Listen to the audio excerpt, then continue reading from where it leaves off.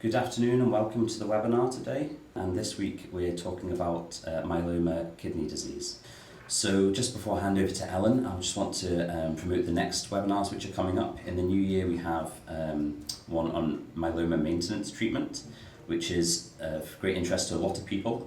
So if that's something you're interested in, please do register. You can register to all of our webinars at myeloma.org.uk/webinars. And then in February we've got one which is specifically for issues for younger myeloma patients. Now finally, if anything comes up today on the webinar that you have a question about which isn't answered, or there's something that you want to talk to a myeloma information specialist about later on, then please do phone the myeloma info line. It's open 9 to 5 every day, Monday to Friday, although it's closed for time over the Christmas holidays. But please do phone that, and if there's something that you want to go into more depth with, or you have a follow-up question, then our information specialist would be happy to answer that question on the info line. So that's all from me. I'm going to hand over to Ellen now. I'll just take a few seconds to just switch over some of our slides here, so just bear with me for a few seconds before Ellen starts. Thank you. So welcome to this webinar. My name's Ellen, as Kelly just said. I'm one of the nurses here at Myeloma UK. So my main job here is to answer our free phone helpline, the Myeloma info line, which is open Monday to Friday 9 till 5. It's a free phone helpline, and I run it with my colleagues Jill and Maggie. We take many calls from family members and friends, and quite a few around the issues of myeloma kidney disease.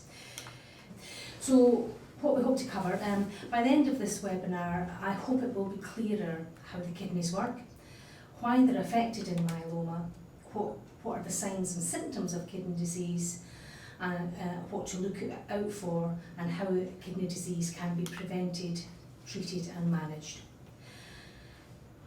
But before I go on to looking at the symptoms of kidney disease, I'll tell you a little bit more about how the kidneys work.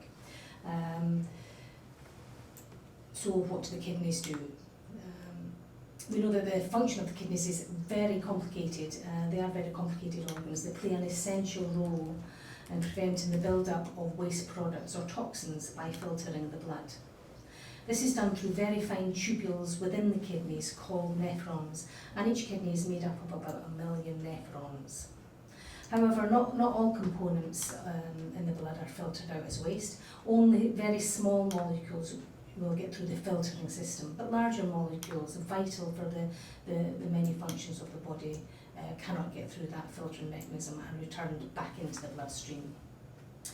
We know that hormones act on the kidneys to keep stable levels of certain salts in the blood.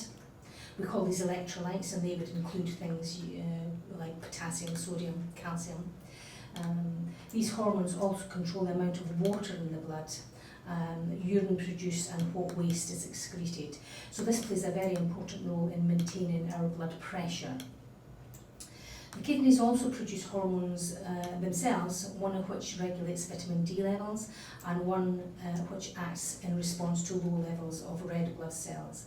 This is probably the most important one in myeloma patients specifically, and it's a hormone called erythropoietin, and it's produced by the kidney to increase red blood cell production. So if your kidneys are damaged or diseased, then the production of this vital hormone may be restricted. So that's why patients with kidney damage are more likely to be anemic. So it's all about balance. The kidneys are constantly very busy, keeping a number of bodily functions on track and keeping us healthy. So myeloma patients are at increased risk of kidney disease for several reasons. The myeloma itself, the abnormal protein, you know it as the paraprotein, produced by the myeloma cell can damage the kidneys, or more specifically, part of that paraprotein structure called the light chain. These free light chains are very toxic to the kidneys and can block the very, very delicate structures within the kidney tubules. Myeloma patients who have what is known as light chain myeloma, that is, they only produce these light chains, not the whole paraprotein structure. They produce vast quantities of light chains, are more at risk of kidney disease than those who produce the whole paraprotein. Kidney disease is most common at the time of diagnosis when the light chain levels are very high, but it's probably less of an issue once treatment has started to reduce the bulk of the myeloma. High calcium levels or hypercalcemia occurs as a result of myeloma bone disease causing calcium to leak into the bloodstream. Again, this is more likely to be a problem at diagnosis when the myeloma is active, rather than once treatment is controlling it. High calcium levels are very toxic to the kidneys and should be treated promptly, and in some cases as an emergency. Some of the treatments for myeloma or its supportive treatments for its complications can also be toxic to the kidneys.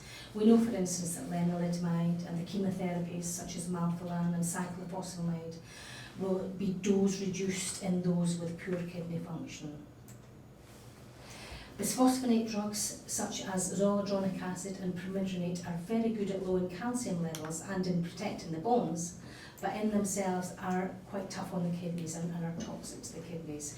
So it is a bit of a fine balance to get on top of both the myeloma and its complications without causing any more problems. Some antibiotics can also be quite tough on the kidneys. We also know that dehydration can make kidney disease worse, and this is why we would always recommend that patients try to drink 2 to 3 litres of fluids per day. So even if there are days when you haven't got much of an appetite and you're not eating very well, it's really important that you continue to try to drink as much as possible. Patients are particularly at risk of dehydration, of course, if they have severe diarrhoea or vomiting. We would always recommend that the non-steroidal anti-inflammatory drugs such as brufen or diclofenac, they're not recommended as painkillers in myeloma. They are pretty tough on the kidneys. But it's important to bear in mind as well that your kidney function is monitored every time you have blood taken, and your doctor or nurse specialist will be able to tell you just how well your kidneys are coping with everything. Looking at the prevention of kidney disease. Kidney disease and myeloma can be a sign of late diagnosis, so early diagnosis is imperative in preventing all of the complications of myeloma, including kidney disease. For most patients with kidney disease, at diagnosis, kidney function can be improved by rapid rehydration. This will be given intravenously if dehydration is severe.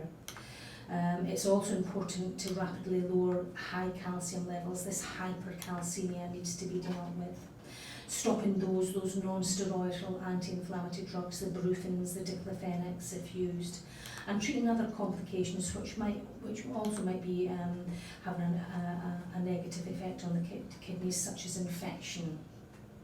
Sometimes these measures and rapidly reducing the light chains, that is getting on top of the myeloma, are enough to improve kidney function, even in some cases to allow patients to come off dialysis or to prevent them needing it in the first place.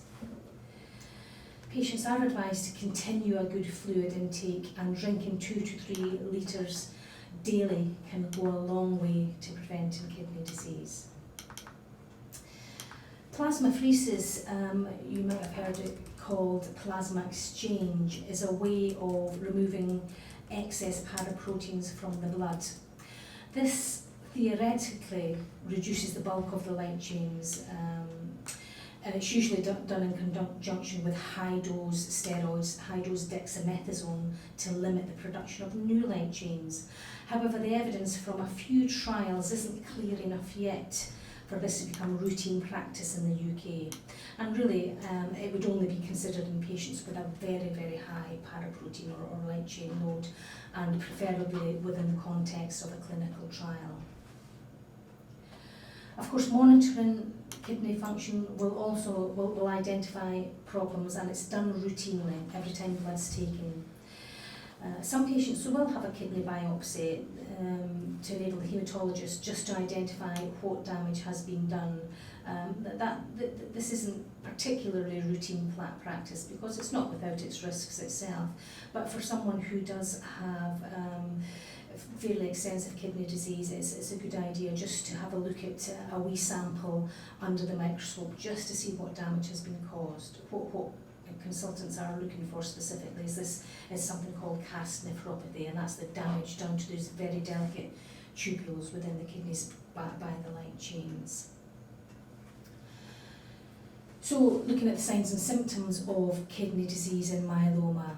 So if the kidneys aren't working properly, then the toxins it usually excretes can build up and cause several signs and symptoms.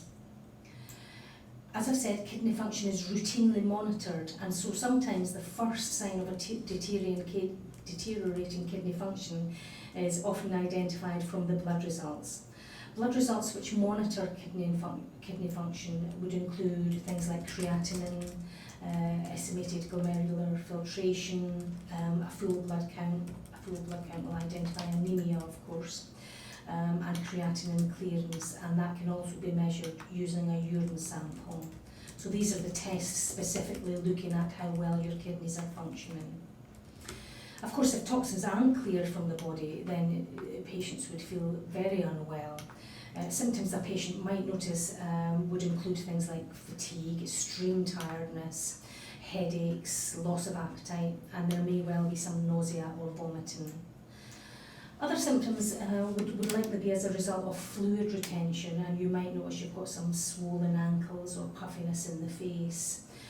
These are outward signs that you're retaining fluid, but you can't see from the outside fluid retention in and around the lungs and the heart, and so a symptom of that may be something like shortness of breath. And these are all signs and symptoms that a haematologist would take very seriously. Patients might also notice that they're only passing very small amounts of urine, and if there are a lot of light chains being filtered through, then the urine would likely be very frothy. Frothy urine is a symptom, it's a sign that there's a high light chain load there. Some people will have no symptoms at all.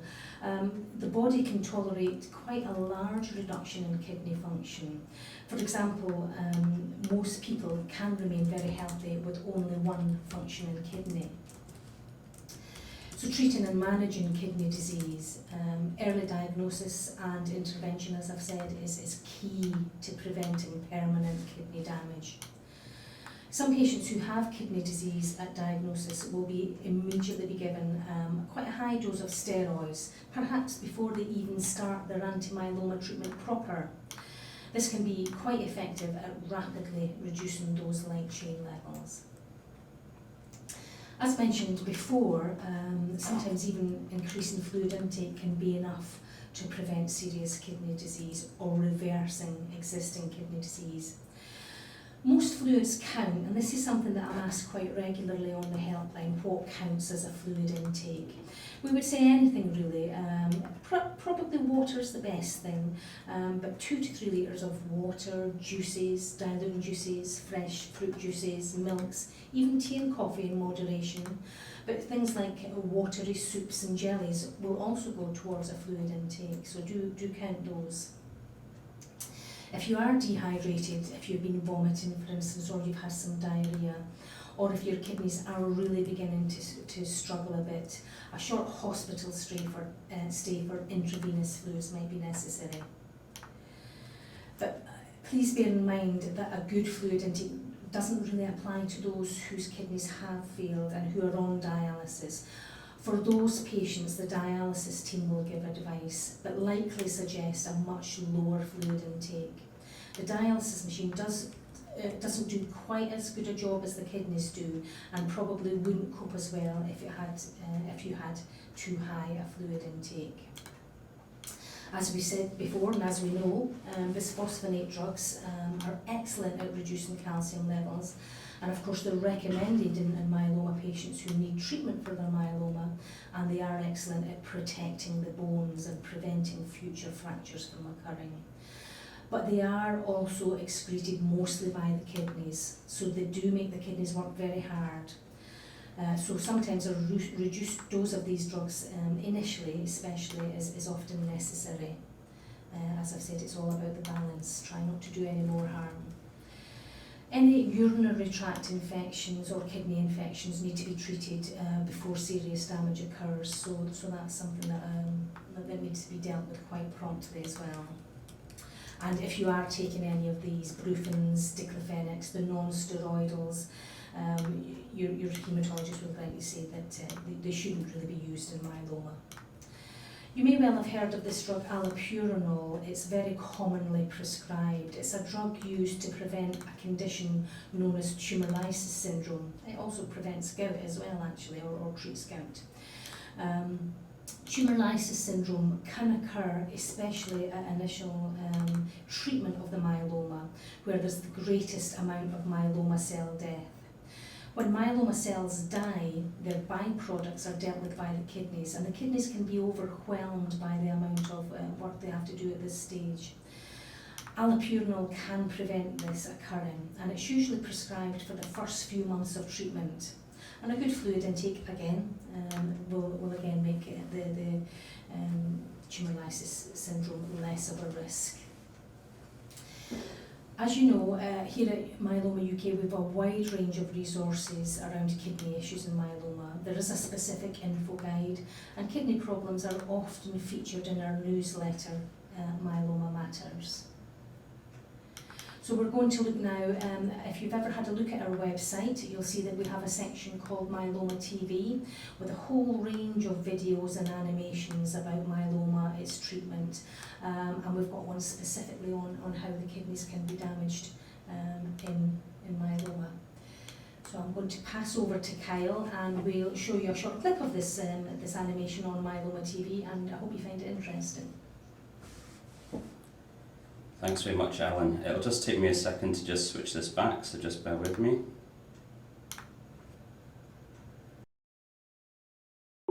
Myeloma kidney disease is a relatively common complication of myeloma. 2 out of every 10 patients at diagnosis have kidney damage because of their myeloma, and a further 4 out of 10 patients may develop kidney problems later on. We each have 2 kidneys that are located just below the rib cage, on either side of the spine. Their main job is to remove waste products from the blood. This is done by the many thousands of filtering systems called nephrons. Damage to the nephrons prevents them from removing waste products efficiently and can cause serious illness. There are many causes of myeloma kidney disease. The most common is the damage caused by too many free light chains. Free light chains are the unattached portions of the abnormal antibody or paraprotein that are produced by the myeloma cells. Normally, they are filtered through the nephron and removed when taken up by the cells that line the tubules. However, sometimes the amount of free light chains can overcome the ability of the tubules to remove them, and instead they cause blockages further along the nephron. These blockages stop the nephrons from working properly and can cause severe kidney damage. Other possible causes of myeloma kidney disease include high calcium levels in the blood because of myeloma bone disease, dehydration, urinary tract infection, and certain drugs such as bisphosphonates, non-steroidal anti-inflammatory painkillers, antibiotics, and some anti-myeloma treatments.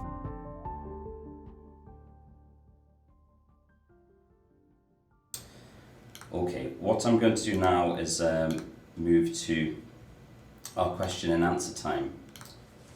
So, actually, just before that, do you just want to summarise, Ellen, what we've covered so far?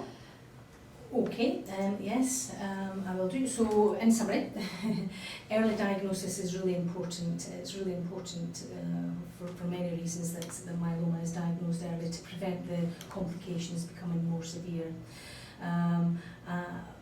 We know that myeloma, its treatment and some of the supportive treatments in myeloma can increase the risk of kidney disease. Kidney function is something that's monitored regularly, so it will quickly pick up any issues. But it's also important for patients to be quite vigilant and to promptly report symptoms of swollen ankles, shortness of breath, generally feeling unwell. Any new or increasing symptoms that we would say do report to your haematologist or your nurse specialist.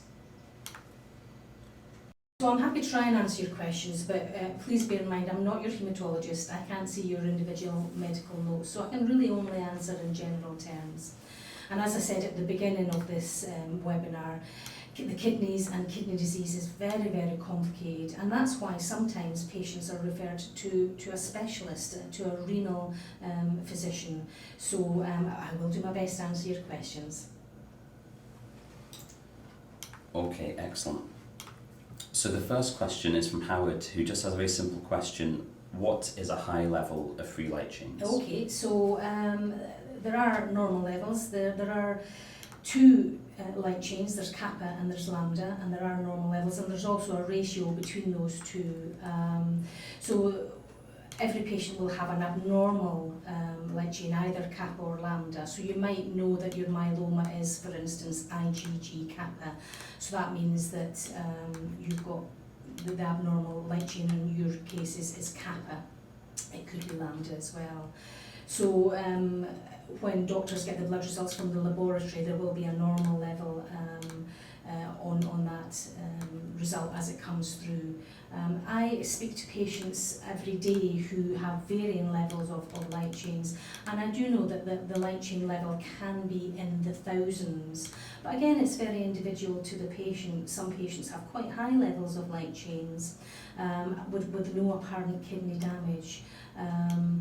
But it makes sense that the more light chains there are, the more likely there is to be kidney disease. So that's what the doctors will look at. They will look at the normal levels as they come from the laboratory. I don't have those levels to hand, but your doctor will know. Okay, excellent. And another question from Howard. Is there any pain with kidney disease? Good question, yes. There can be, often as not. No, some people do complain of a flank type ache, so you know the kidneys are situated just below the ribcage, nearer to the back. So some people do complain of a dull ache round about that area, and if your kidneys are diseased, then you may have symptoms in your urine. You may notice some blood in your urine. And sometimes infection in the bladder or the kidneys can cause kidney disease, and that in itself can be quite painful when you pass water, frequency in passing water, things like that. So that in itself. But generally, you wouldn't be able to say, I've got kidney disease because I've got a certain type of pain, although there can be a dull ache, as I say, in that area. Okay. And the next question is from Rosemary. Is it safe for the kidneys to take a cold or cough remedy for a chest infection? I've been prescribed penicillin for 5 days, but desperately needed something to help with the cough. I don't see any problem with that, Rosemary. I mean, I guess if your kidneys are already affected, then you might have to be a bit more careful. But as far as I'm aware, these medicines that you buy over the counter are fairly innocuous and shouldn't really pose a big problem. If you are worried about anything, though, do run it past your haematologist or your nurse specialist, who will be able to look at your notes specifically. But I don't see an issue with it myself, no. Okay. Next question is from Carol, who says that her husband's in second remission. During his first treatment, he was found to be allergic to Allopurinol and another drug which I will not be able to pronounce. No kidney problems at the moment, but what would take the place should kidney problems occur? Okay, so I think you mean allopurinol, actually. So yeah, that's the drug I mentioned earlier that helps protect the kidneys from when myeloma cells die and their waste products are dealt with by the kidneys. So the allopurinol protects the kidneys from that effect. There are other drugs that do a similar job. Their names escape me at the moment, but there are other alternatives to allopurinol. Cotrimoxazole is a specific type of antibiotic. Its other name is Cetrin, and it's used specifically in patients who have a very low immune system to protect them from certain types of lung infections. So, and again, there are alternatives to that at the moment. And it's good to see, Carol, that he has no kidney problems at the moment. That's excellent news. And that, again, as I say, you know, that's going to be monitored throughout his myeloma journey. And should kidney disease develop, then, or should he start a new treatment where the doctors feel they want to give him something similar to allopurinol, there are alternatives available. Okay, great.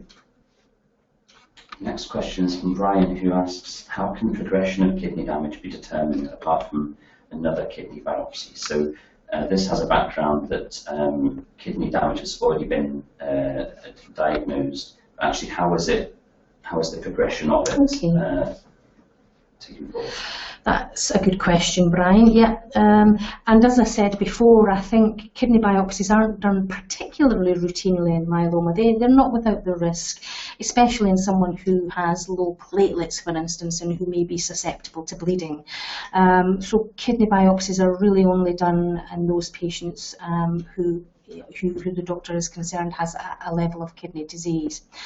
The progression of kidney disease, kidney damage, is monitored through the blood tests that I mentioned, and there's a whole range of those, and they will be looked at routinely, as well as how the patient is feeling, of course, as well as how you're feeling in yourself.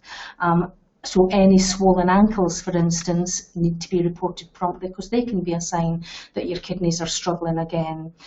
So the blood tests, the patient being quite vigilant about signs and symptoms, and yes, sometimes kidney biopsies can also be useful in monitoring progression of kidney damage. It's worth mentioning, of course, that not everyone will have kidney disease with myeloma, and some patients go throughout all of their treatment, all of their myeloma journey, without having any problems with their kidneys at all. So, but it is something that's routinely monitored. We know that kidney function can be an issue in myeloma patients. Thanks for that, Brian.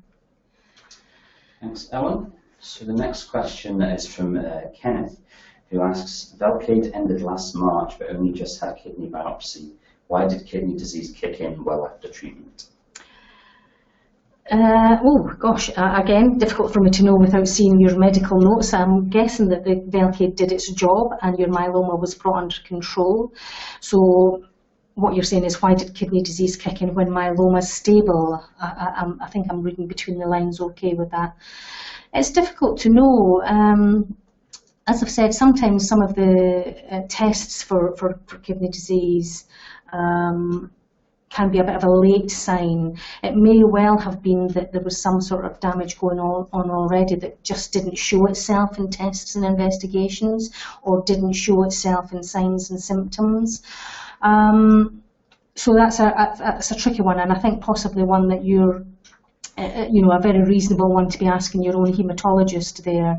I'm really only just guessing with that, but if your myeloma is under control and kidney disease kicks in, it may be that it was already there in the background and just hadn't made itself shown. So I suspect. Thanks for that.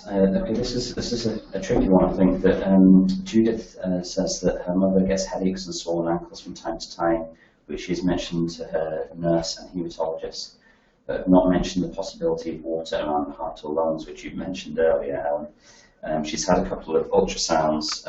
Is it possible that that's an issue? Okay, headaches and swollen ankles. I mean, certainly these can be caused for many reasons, not just kidney disease. And as I've said, kidney function is something that's monitored routinely. So if there were any issues, then her haematologist and nurse specialist would know about it. Ultrasounds are quite good tests. They're like the test that you have when you're pregnant, and you can, you get the jelly on your belly and you can see the picture of the baby. So that's what an ultrasound is. It's that type of test. So you can visualize the kidneys on a screen, and it's quite good. It's another test. It's another investigation that gives the haematologist the big picture of what's going on in your individual case. I'm not sure why you ask why the haematologist hasn't mentioned the possibility of water around the heart or lungs. I'm not sure. Water retention is common for other reasons other than kidney disease. And yes, if you do have any fluid retention, the chances are you don't only just have it in your ankles, but you have it sitting around your heart and your lungs. And patients often have shortness of breath or a cough or are wheezy or get very, very fatigued after the least bit of exertion. So any signs or symptoms, please do ask the haematologist or the nurse specialist to clarify things for you if you're not sure. And don't worry about asking questions again if you've already asked them before. Doctors and nurses are used to repeating things to clarify anything you're not sure of. So please don't worry about asking that question again, Judith. Okay, excellent. The next question is from Brian, who says, I often have frothy urine. By drinking more liquid, is this the right way to reduce the frothiness? I also have swollen ankles. What can help this? So frothy urine is a sign of lots of light chains. They make the urine frothy. So if it's caused by that, then the myeloma needs to be treated. It tells me that the myeloma is active. So drinking lots of fluids may well help to protect your kidneys somewhat, but they can be overwhelmed if the root cause, and the root cause of course is the myeloma. So if that root cause isn't dealt with, you can drink as much water as you like. The light chains will continue to be produced in excess, and they will continue to, and at some stage they will start to cause problems if the myeloma isn't brought under control. So that's how to reduce that. Swollen ankles, again, if they're caused by kidney disease, then the myeloma needs to be treated. But day to day, you can help the situation somewhat by sitting. Whenever you're sitting down, sit with your legs elevated, and don't fall asleep on the chair. Go to bed at night, have your legs elevated. But if the cause of all of this is active myeloma, then that's what needs to be treated. Yeah. Okay, thank you. There's just a few more questions here. So this is from Robert, who says, is it possible to have a kidney transplant if the kidneys have failed completely? Gosh, that's a good question. Yes, thanks, Robert.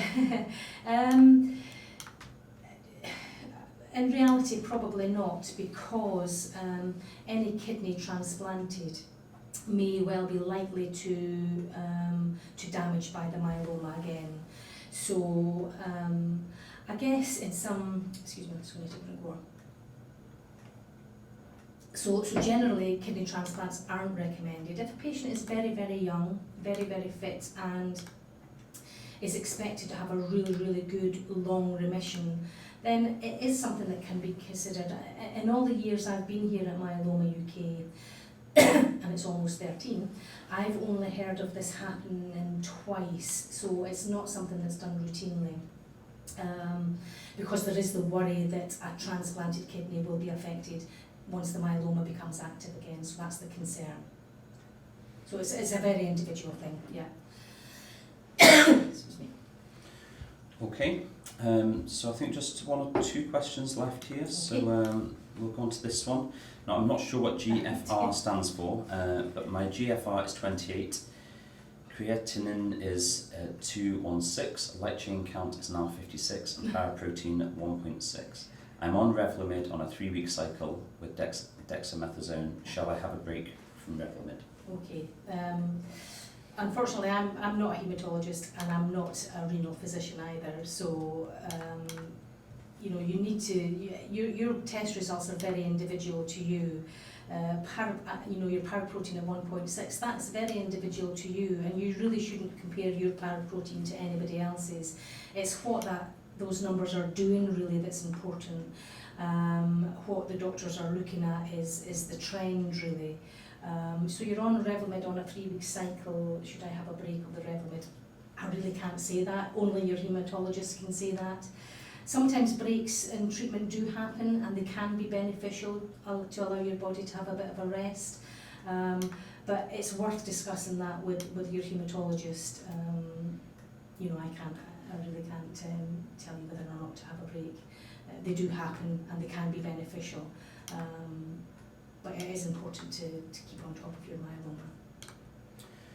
Okay, and unless any others come in, I think this is probably our last one, maybe one more. I think another question's just come in. So this one is, my dad is newly diagnosed, his kidneys have failed and he is on dialysis. Will they recover? That's a good question, Diane, and I really hope they do. It certainly is possible. I think, as I said earlier on in the presentation, often the kidney disease is the biggest issue at diagnosis, when the myeloma load, or the bulk of the myeloma, if you like, is probably at the highest level it's going to be.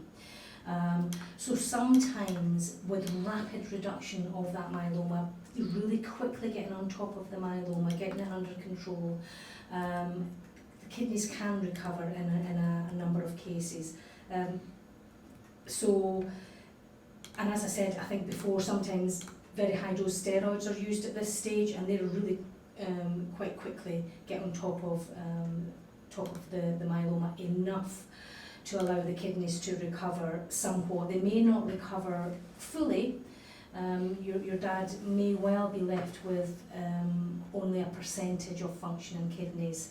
They may recover better than that. I've spoken to patients on the helpline who have done both, whose kidneys have recovered to some extent, but I've also spoken to a patient not that long ago actually, whose kidneys made a full recovery.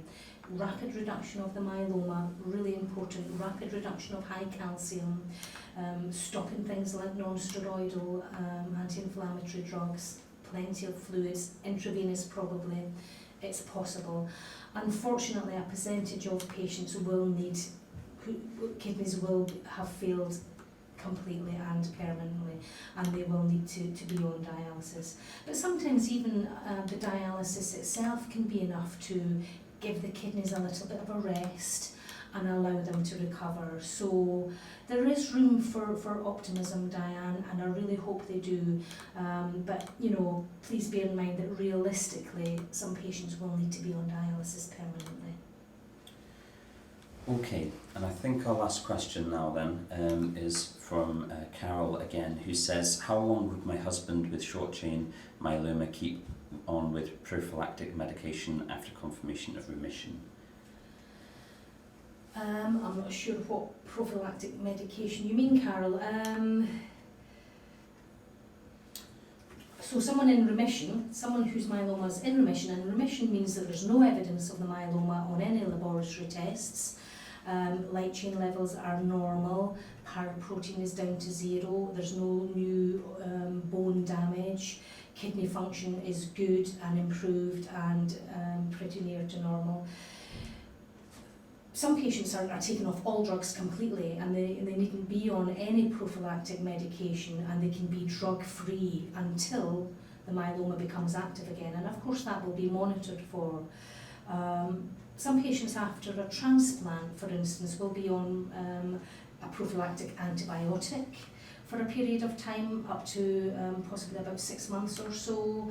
The antibiotic that I mentioned earlier to prevent certain types of pneumonias. So that's not permanent. No, it is only for a period of time. Other prophylactic medications used are things like acyclovir to prevent shingles, but again it's a temporary thing. Again, a really, really good question, and I'm quite sure your husband's haematologist wouldn't mind sitting down with you and going over that in his case. So I'm not quite sure what prophylactic you mean here, Carol, but that just a wee overview there in general terms. Okay, fantastic. Sorry, they keep coming in now at the end, so right. There is one more that I think is maybe worth answering. So this one says paraprotein level is 18. What does this suggest about the amount of free light chains going to the kidneys? And I wonder if this is really about the relationship between paraprotein level and free light chains, and if there's a direct relationship there. There can be. Myeloma patients produce, the myeloma cell produces an abnormal protein, the paraprotein. That paraprotein, when looked at under the microscope, is made up of heavy chains and light chains.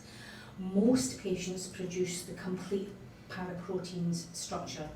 So there will always be some level of free light chains produced, but probably not enough to cause severe kidney disease. However, there are a percentage of myeloma patients who don't produce that complete paraprotein structure. They only produce those light chains, and those patients would be called, they would be classified as having light chain myeloma. So it's those patients really whose kidneys are at the biggest risk, because it's those patients who produce the enormous amounts of light chains that are needed for the kidneys to be damaged. So if you produce the whole paraprotein structure, and if that's the way your myeloma is monitored, if that's the marker that monitors either response to treatment or progression of disease, then the chances are your kidney function would probably not be affected particularly. But if you have this light chain type of myeloma, and that's what your haematologist uses to monitor your myeloma, the progression of the myeloma, the response to treatment, then yes, those patients are specifically the ones more at risk of kidney disease. Okay.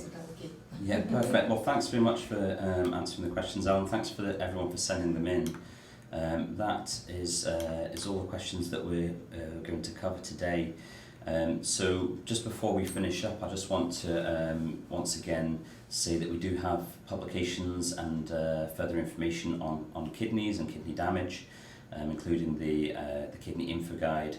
And also, if you're not registered for Myeloma Matters, then please do. We have articles on various topics that come out in a quarterly magazine, so that's free. Please do sign up for that. And we have the kidney animation on Myeloma TV as well as other excellent videos, so please have a look at that as well. And as I said at the beginning, do register for future webinars if there are topics that are of interest to you. Myeloma maintenance treatment is the next one, and following that, issues for younger myeloma patients. And I'll just give you the info line number again to call if you have any further questions or any questions on other topics. It doesn't have to be on myeloma kidney disease. Then please do call that. And apart from that, we'll see you next time. So thanks very much. Bye for now.